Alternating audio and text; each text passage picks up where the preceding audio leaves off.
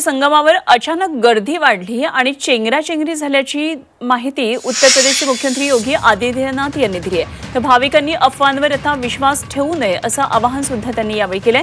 आज मौनी अमावास्या आहे आणि दिवसभर अमृत स्नानाची पर्वणी आहे, त्यामुळे भाविकांनी त्रिवेणी संगमावर येण्याचा आग्रह धरू नये आणि जवळच्याच घाटावर स्नान करावं असं आवाहन योगींनी केलंय।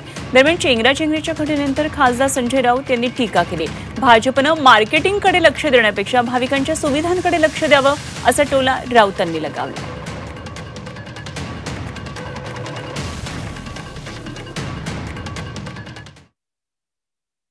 ये जो भारी दबाव श्रद्धालुजनों के कारण और श्रद्धालुओं के संगम नोच पर जाने के कारण वहाँ पर एक बना हुआ है, लेकिन पूरा प्रशासन मौके पे वहाँ मौजूद है। और इसीलिए मेरी अपील है पूरे प्रदेशवासियों से, पूरे देशवासियों से और सभी श्रद्धालुओं से भी, सभी पूज्य संतों से भी कि अफवाह पर कोई ध्यान न दें, संयम से काम लें।